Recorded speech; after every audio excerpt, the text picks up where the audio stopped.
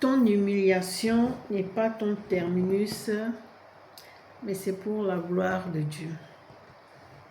Ton humiliation n'est pas ton terminus, mais c'est pour la gloire de Dieu. J'aimerais m'adresser à une femme aujourd'hui qui pense que parce qu'elle est humiliée, que Dieu ne peut plus rien faire avec elle.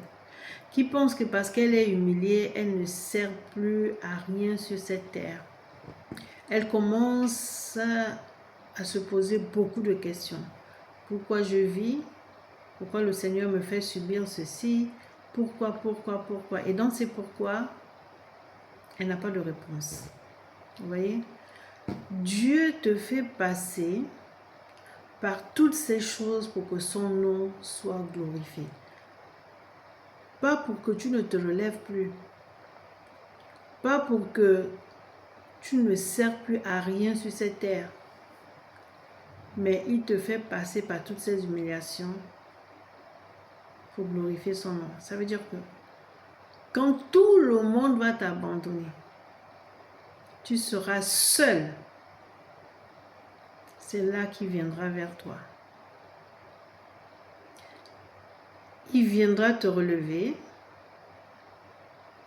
Et tous ceux qui t'humiliaient seront étonnés de te voir debout, de te voir avancer, de te voir faire des choses extraordinaires. Toi qui ne parlais pas parce que tu étais humilié, tu parles maintenant. Toi qui avais peur de défendre les autres, c'est toi qui défends les autres maintenant. Toi qui avais peur de prendre la parole en plein monde, c'est toi qui prends la parole. Alléluia. Donc femme, ce n'est pas parce que aujourd'hui tu es rejeté, aujourd'hui tu es humilié, tu as été abusé que Dieu ne te voit pas. Souvent on se dit, mais pourquoi Dieu a laissé faire ça? Pourquoi Dieu a fait ça? Pourquoi? Mais pourquoi? Dieu savait que c'était dangereux. Dieu, comment il a laissé? Toujours les pourquoi, les comment et tout. Le mal ne vient pas de Dieu. Le mal vient de l'homme. Lorsque Dieu a créé le monde, tout était parfait. Mais le mal a commencé depuis le jardin d'Éden. Adam et Ève ont désobéi. Tant que le péché n'était pas encore rentré, tout était parfait. Le mal n'existait pas. Mais à cause de la désobéissance, on subit tout ce qu'on vit aujourd'hui là. Donc la faute n'est pas à Dieu. Alléluia.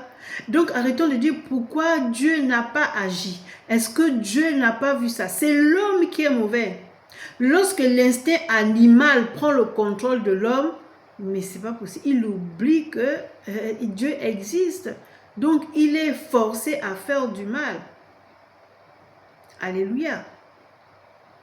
Donc aujourd'hui, tu te dis, Dieu m'a oublié. Seigneur, qu'est-ce que j'ai fait? Seigneur, pourquoi? Seigneur, il y a des gens qui font des choses pires que moi, qui avancent. Et moi, qu'est-ce que j'ai fait de pire pour que tu m'oublies? J'ai dit, ton humiliation n'est pas ton terminus, mais c'est pour la gloire de Dieu. Alléluia. Bien-aimés, cherchons d'abord Dieu avant de l'accuser. Il y a beaucoup de choses qui se passent dans ce monde. Ça fait très très mal. De voir des hommes, des papas, des grands-pères qui abusent des petites filles. Et nous sommes les premiers à dire, mais pourquoi Dieu a laissé faire ça? Nous nous posons tous cette question. Mais bien aimé dans le Seigneur, ce n'est pas Dieu. C'est que c'est l'homme qui est mauvais. Ça fait très mal de voir ces hommes abuser de ces petites filles ou de ces petits garçons. Deux fois, cet abus entraîne la mort. Je suis outrée.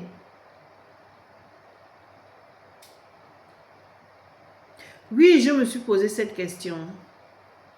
Pourquoi Dieu laisse faire ça? Est-ce que Dieu n'avait pas vu ce danger? Est-ce que si, est-ce que ça?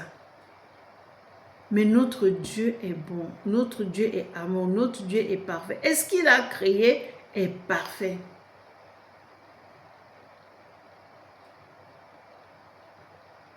Alléluia.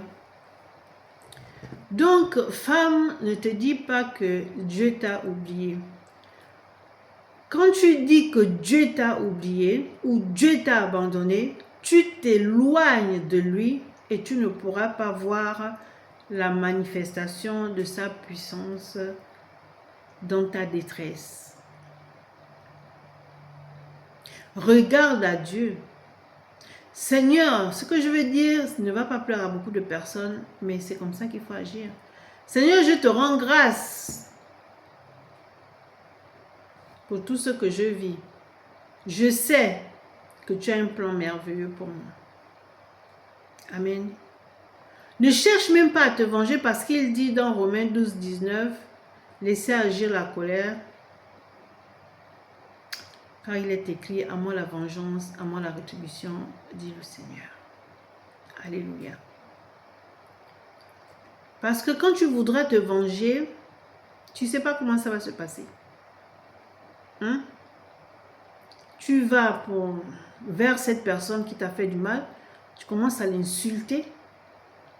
Elle aussi, elle ne va pas se laisser faire, elle t'insulte. Ça va aller aux mains, aux pieds. Tu vas chercher quelque chose qui traîne pour balancer ça à la personne. Ça peut être un coup violent et un coup fatal. Et te voilà où? En prison. Amen. Donc, bien-aimé dans le Seigneur, Dieu ne nous a pas abandonnés. Et j'aimerais te dire encore ceci, que ton humiliation, rends grâce à Dieu pour ton humiliation. Dieu a un jour, il y a toujours un jour où Dieu se révèle à toi, au jour où tu ne t'y attends même pas. Parce que lui, tout ce qu'il fait étonne. Amen. J'aimerais encourager une femme aujourd'hui en lui disant ceci. Espère toujours en l'Éternel. Nous allons aller à la lumière de la parole de Dieu dans le livre de Jean, chapitre 11, à partir du verset 1 au verset 4. Au verset 4, oui. Voici ce que la parole de Dieu nous dit. Il y avait un homme malade. Un homme malade, Lazare, de Béthanie, village de Marie et de Marthe. Sa sœur, alléluia, c'était cette Marie qui oignit de parfum le Seigneur et qui lui essuya les pieds avec ses cheveux. Et c'était son frère Lazare qui était malade. Les sœurs envoyèrent dire à Jésus, « Seigneur, voici celui que tu aimes est malade. » Alléluia. Et qu'est-ce que Jésus dit?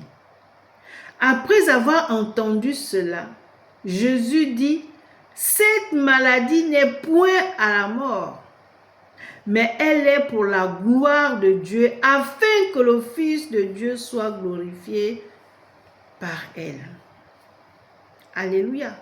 Donc, bien-aimé dans le Seigneur, l'humiliation que tu subis, c'est pour la gloire de Dieu. Il sait que les hommes ne vont pas t'élever.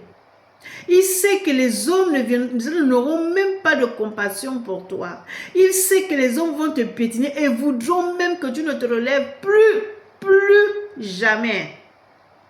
Alors il vient là où l'homme avait mis un point final dans ta vie. Lui vient, il met la virgule parce qu'il n'a pas encore fini d'écrire ton histoire. Si tu baisses les bras, femme, personne ne viendra te relever. Tu seras la risée des hommes. Donc, ton avenir est entre tes mains. Crie à Dieu. Mais si tu passes ton temps à pleurer, tu demeures dans les pleurs. Qu'est-ce que tu veux qu'on fasse avec toi? Dis-moi, qu'est-ce qui est impossible à Dieu? Rien n'est impossible à Dieu. Dieu sait ce que tu vis. Mais si tu ne parles pas, il sait, hein, mais il faut parler. Il dit demandez et on vous donnera. Tu demandes comment? En ouvrant la bouche, non? Cherchez et vous trouverez. Si tu ne cherches pas, tu ne vas pas le trouver. Tu vas dire, je ne le vois pas, il ne m'aide pas, il est Dieu, non? S'il est Dieu, pourquoi il ne voit pas ce que je vis? On est dans la condamnation. Bon sang, que cet esprit de condamnation le lâche un peu. Sors de la condamnation. Il te dit aujourd'hui que ton humiliation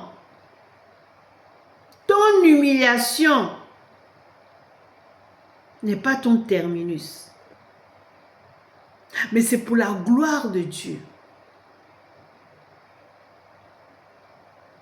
Alléluia. C'est pour la gloire de Dieu. Alors arrête de pleurer. Arrête de dire je ne vois pas la main de Dieu. Arrête de dire pourquoi moi, pourquoi pas toi? Pourquoi pas toi? Tu ne peux pas servir Dieu sans témoignage. Peut-être que tu es une servante de Dieu en herbe. Tu es une servante de Dieu qui est encore dans les rangs, dans les bancs de l'église. Tu es là. Dieu veut t'utiliser, mais tu es dans les plaintes, tu es dans les murmures, tu ne veux pas qu'on t'humilie, tu ne veux pas qu'on te rejette, mais comment Dieu va t'utiliser? Quel sera ton témoignage? Tu vas seulement lire la parole de Dieu, mais ça veut dire que la parole de Dieu n'a jamais eu d'effet dans ta vie pour donner ton témoignage à toi-même. Alors, arrête de pleurer. Ton humiliation n'est pas ton terminus, mais c'est pour la gloire de Dieu. Que Dieu vous bénisse. Amen.